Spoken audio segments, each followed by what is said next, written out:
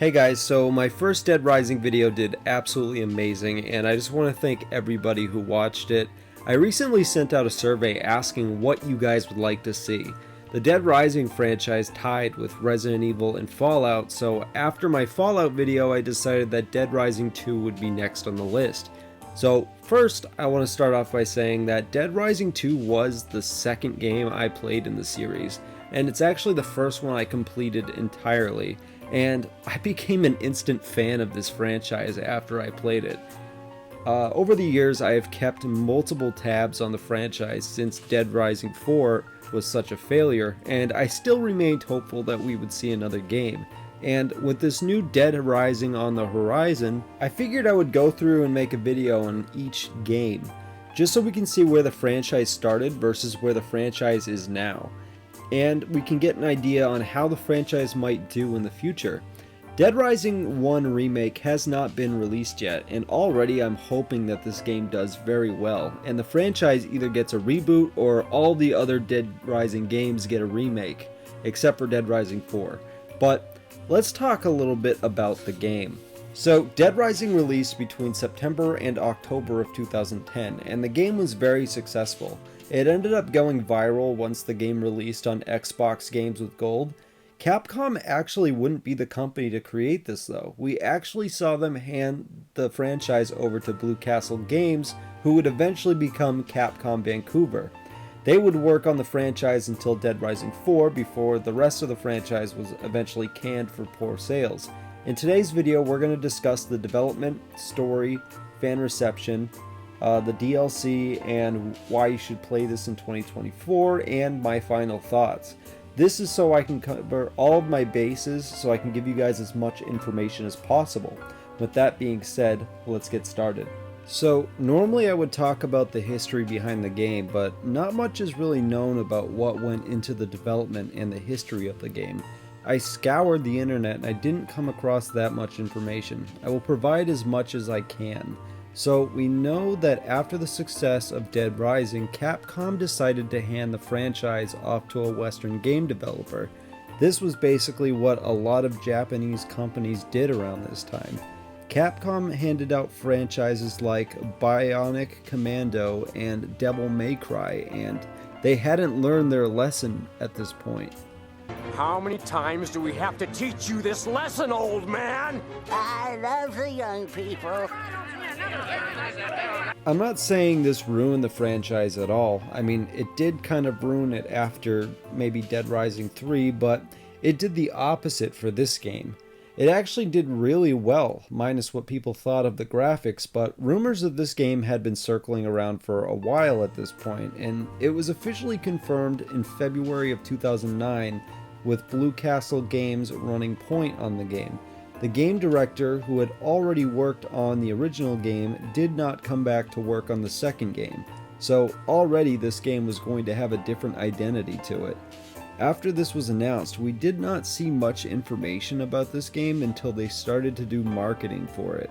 The marketing featured multiple different websites. The producer and designer that worked on all of the Dead Rising games, KJ Umfanane, actually released an 8-part multi-series titled Zombrex Dead Rising Sun, which Capcom had sponsored a group of zombies to appear at the London House of Parliament on August 30th, and the Best Dressed won a game console. Capcom also created Citizens of Undead Rights and Equity, CURE, which was a marketing tie-in for the game, which also was a parody of the political system in London. This is all crazy marketing for this game. I honestly can't think of other companies that have done something like this besides for maybe Call of Duty. Something that Call of Duty might have done back in the day, at least. The character for the game, Chuck Green, actually changed a lot during development. Blue Castle went through a lot of different iterations of Chuck before they landed on the design that looks like Aaron Eckhart. He's an American actor that was in Olympus Has Fallen.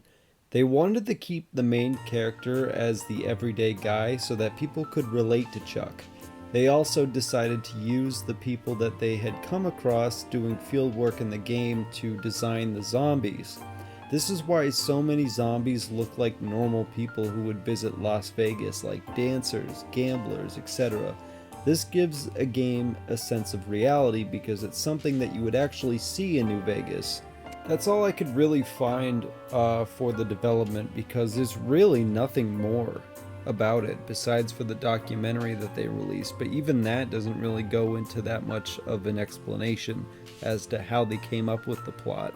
But speaking of plot, the next section we're going to talk about is the plot of the story. So the game takes place 5 years after the events of the first game.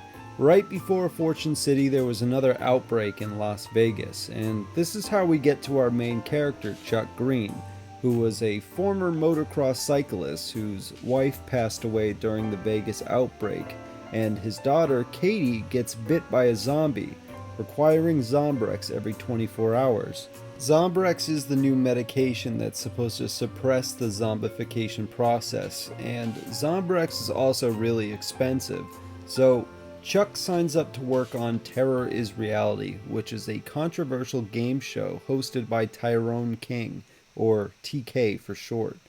After his show ends, Chuck is the winner and he grabs his earnings and leaves to go get changed out of his outfit. After he leaves and is on his way down, the elevator breaks down, falling a couple of floors before crashing down at the bottom. When Chuck wakes up, he looks through the elevator to find another outbreak has started, and zombies are swarming the entire place. Chuck fights his way through the zombies to get to the green room, where Katie was staying during the show. He breaks through the door to find a zombie inside, and Katie hiding in a closet. So he grabs her, and they run out of there to the nearest safe house. When they arrive, they almost aren't allowed to stay because Agent Sullivan notices Katie's bite mark. Chuck talks his way into staying by saying that he'll go out and find her Zombrex every time she needs it. They're allowed to stay, and Chuck then ventures out into the apocalypse to go find Zombrex because Katie is out, and this brings him to a pharmacy where the pharmacist is getting harassed. Chuck helps her out and finds Zombrex at the same time. He brings her and the Zombrex back to the safe house. This is where we meet Stacy, who is a part of the group Cure. They were in town to protest the inhumane treatment of zombies. They're both watching the news when a report comes out naming Chuck and Stacy's group as the villains behind the outbreak. Chuck then decides to get to the bottom of this to save his reputation. He then tracks down Rebecca Chang, a news reporter who broke the story, and offers her a story of a lifetime, as long as she helps him find out what's going on. We then find out that TK is using the trains to move equipment. They try to stop TK, but he is able to escape. After that, we are able to find out that he is stealing money from all of the casinos on the Vegas Strip. After he collects all of the money, his plan is then wrecked by Chuck when TK's armored truck is destroyed, along with all of the money that he was trying to collect. He then escapes again. After this happens, Rebecca decides to bring Chuck to a meeting with one of her sources, and this turns out to be the two very close twin girls who worked on Terror is Reality. But then they try to kill Rebecca and Chuck, but once they are taken down, one of them is killed by Chuck and the other commits suicide. You know, I can't get over how sexual this game is. Like, the first game was not even remotely close to this. Like, look at, what are we watching right now? I mean, it's kind of cringe. Before they die, they talked about TK having a plan to escape Fortune City with the rest of his money with a helicopter. He actually tries to escape with a helicopter, but he is brought down by Chuck in a helicopter boss fight. He falls from his helicopter and he is knocked out from this and is brought back to the safe room. After 3 days, a weird gas starts emanating from the ground, making the zombies way more aggressive. While this happens, the military arrives to start their cleanup operation, and they are attacked and killed by mutated zombies. The whole room is devastated by the failure of the operation, but Sullivan says that a second group of military will arrive 24 hours after, but the media says that the first group found no life inside the shelter and they were killed trying to escape. and the military is planning on firebombing the city to get rid of the zombies. After the loss of his men, the surviving captain escapes and almost hits Rebecca, who was filming from the roof, but when she saw what happened, she went down to the ground to get a closer look. She then follows the captain's Humvee and gets kidnapped by the captain, who has gone crazy from losing his men. Chuck sees this on the monitors and goes to stop him and brings Rebecca to the safe room. This is where TK tells Chuck that Phenotrans hired him to frame Chuck. That's all he says for now, but TK, quote unquote, wink wink, knocks out Sullivan, and the safe room door ends up getting sabotaged, opening everybody to the infected. Chuck is able to rewire the door, but before all the infected can be cleared out, a zombie bites TK, which after this requires Chucky to find Zombrex for him. And this is a couple of other decisions that will lead you to multiple endings, so keep that in mind. To get the best ending, you need to give him Zombrex though. Once that is done, Rebecca notes that the gas seems to be coming from underground. This is where Chuck goes down to investigate, and he finds an underground pharmaceutical lab where the company Phenotrans are harvesting zombies. These are the guys that are behind Zombrex, and they need to harvest bees to create Zombrex, and the gas increases the amount of bees that are produced. After killing the key scientists behind the Phenotrans lab, Chuck finds a satellite phone and a laptop, and he brings them to Rebecca as proof that he wasn't behind the outbreak and Phenotrans was, so that she can call her radio station, or news station. While she contacts her news station, she is shot dead by Sullivan, the security guard. It turns out that he was the guy who unleashed the horde and started the outbreak. He escapes with the phone and laptop and plans to use the skyhook to make his escape. Chuck races to the casino roof, and when confronted, Sullivan tells Chuck that the Vegas and Fortune City outbreaks were necessary to keep the supply of queens for Zombrex, which enrages Chuck. After the boss fight, Sullivan is hooked to a pole, or handcuffed to a pole, while hooked to the helicopter, and he is ripped in half. Chuck recovers the evidence and contacts Rebecca's news station and tells them that there are survivors left before heading back to the safe room. When he gets there, when he gets back to the safe room, he discovers that Katie and Stacy have been kidnapped by TK, and this leads us into overtime. So this is just one of the many endings of the game. I'm just going to stick with what I think is the best ending. So, based on what you did with TK and the Zombrex, he'll kidnap Katie and Stacy and bring them to the arena and hang them above the stage. You have to fight TK and roll them back up, or they become zombie chow, and you'll miss the helicopter rescue. Once defeated, TK will fall from the arena and die, and then everyone will rush back to the helipad on the roof of the safe house before the game comes to a close. But this is not where it ends for Chuck, and we'll talk about Case West next. So this DLC takes place right after Fortune City, so that's why I decided to add this in here, because it brings our boy Frank West back as he partners up with Chuck Green to investigate a Phenotrans facility so they can clear Chuck's name. In this DLC you can either play as Frank or Chuck, and you basically have the same kind of freedom as you would with any other Dead Rising game. You can pick up any weapon you want, you can do whatever you want, and that's kind of crazy for a DLC, because I remember the prequel, Case Zero, was very restrictive as to where you could go. Case West really gives you a lot of potential to have as much fun as you want in a small amount of time. So let's get into the plot of Case West, and then we'll get into the release and reception from the main game.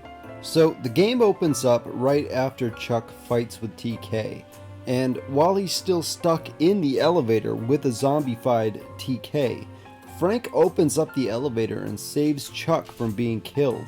Once Chuck is back on his feet, Frank tells Chuck that he talked to Rebecca before she died, and they were going to investigate a source who works in the labs at a Phenotrans facility.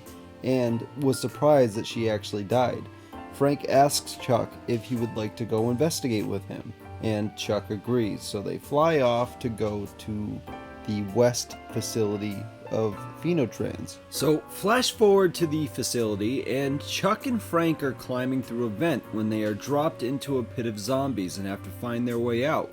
They end up fighting their way out, and once that is done, they end up in a security room where these guards try to kill them. Once they take the guards down, they're finally able to talk to their source, and on the computer, the source tells them that they have to head into the director's office to find the information to clear Chuck's name. They find the key card and they get to the director's office, and this is where they have a computer that has a bunch of missing people, homeless people, just a bunch of innocent people that Phenotrans was using to make Zombrex before they decided to start another outbreak. When Frank finds out that innocent people were used to make Zombrex, this angers Frank, and he sets the alarm off in the director's room where guards come and they swarm them. They end up killing 2 of the guards and then convince the other guards over the walkie-talkie that it's all clear, so they are able to leave the director's office without any problems. When they come back to the security terminal, the source is taking a lot longer to respond to Frank and Chuck at this point. Eventually, the source will finally contact them over the computer and tell them that the source is stuck inside of one of the labs and they need Frank and Chuck to blow up the door. Frank and Chuck are finally able to find explosives to blow up the door. They head back to the lab door so they can blow it up, and they blow it up. Their next move is to go inside of the laboratory, and this is where they find out that the source is none other than Isabella Keyes, the sister of Carlito Keyes from the first game. She said that she had a choice after Willamette, and it was either work for them or go to jail. So she picked working for them. But she's been working on a cure to help people, which was stolen by the director. The director then interrupts them, and guards swarm them. Isabella tries to make a quick escape and then comes back to save Chuck and Frank, and then she is knocked out by a man in power armor. This starts a boss fight. After he's defeated, he lands in a tube of bees and dies. The director confirms that there is a cure, but leaves, and then starts the self-destruct button for the facility. During the boss fight, Isabella was taken by the guards, and Chuck and Frank now have to escape the facility before it blows up. Chuck and Frank are able to make the escape out of the facility, and they escape with the evidence that Phenotrans was behind the Fortune City outbreak. Frank is actually about to turn because he left his Zombrex behind, but Chuck gives him the Zombrex that he left behind, and this is where the game comes to a close. I personally never played Case West, but I did play the prequel to the game, Case Zero. I want to talk about that in another video because it would just line up better. I just wanted to mainly talk about Fortune City, so if you want another video about Case Zero, just let me know and I'd be happy to make it. Dead Rising 2 is amazing, not only because of the nostalgia behind playing it, but it's just so fun to play. For many people, this was the first game that started their love for the series if they weren't already playing Dead Rising 1. There's so many new things that they added to the game, like combo weapons, money that you could gamble, buy weapons and buy vehicles, and outfits at Moe's Market. You also get the option to do multiplayer so you can play with a friend and keep the fun going.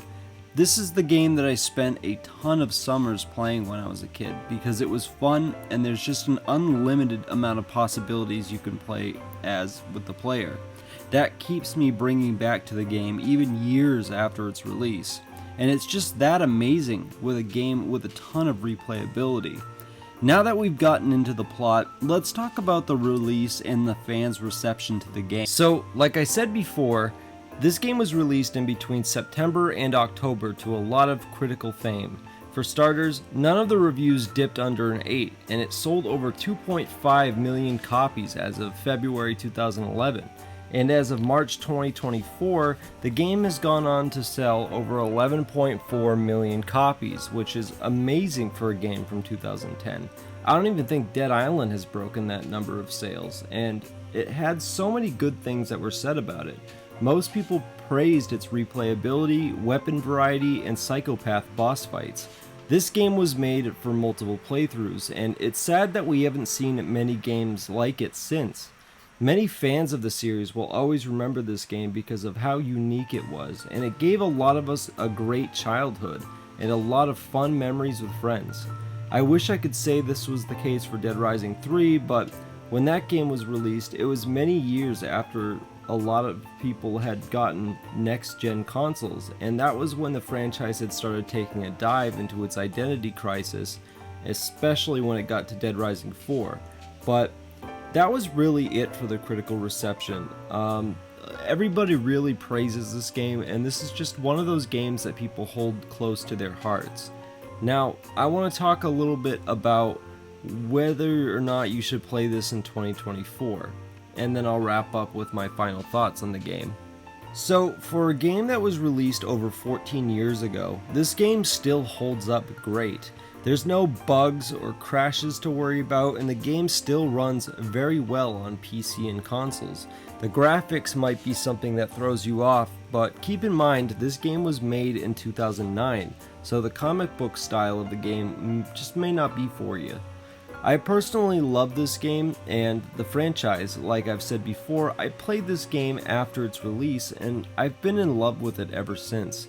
Also, the themes of the story still hold up in 2024 and the game is very relatable. The story uses the cliche where the government creates a virus so that they can sell the temporary cure and make money off of it. This is something that I said in my last video that many people will relate to because many people believe that cancer is a disease that the government has a cure for but refuses to use it because they make more money from sick people through insurance companies. This isn't something I believe personally, but this is something that most people believe so they can relate to this. The controls for the game are much better than the first game. I can definitely recommend this game to everyone. I hope you guys check this out because you might be surprised with how much fun you have mindlessly killing zombies. Also, the psychopath boss fights are double from the first game and they are just as fun as the first game and as creepy as the first game. They also give you a lot more options with the psychopaths. For example, you can save Snowflake, which is a tiger that one of the psychopaths have, if you grab stakes and you tame it, and you can bring him on as a survivor. There's also the one-hit wonder Bibi, who you can save after you fight her, or you can leave her to get eaten by zombies. Like I said before, there's so many different ways you can play this game and it just adds to the fun.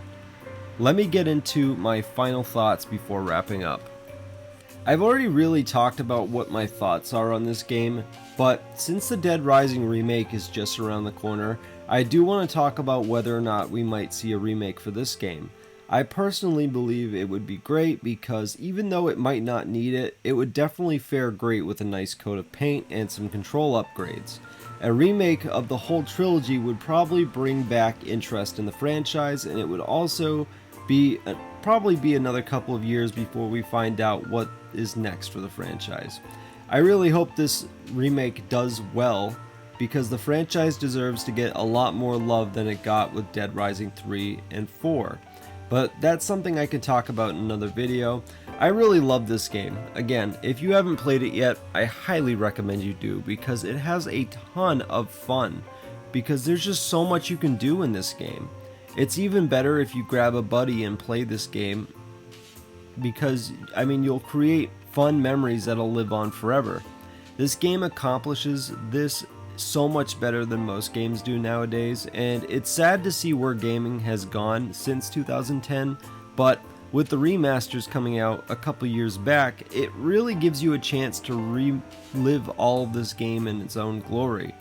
There's just something so relaxing about dressing up as a toddler or a moose and just wrecking zombies for a couple of hours.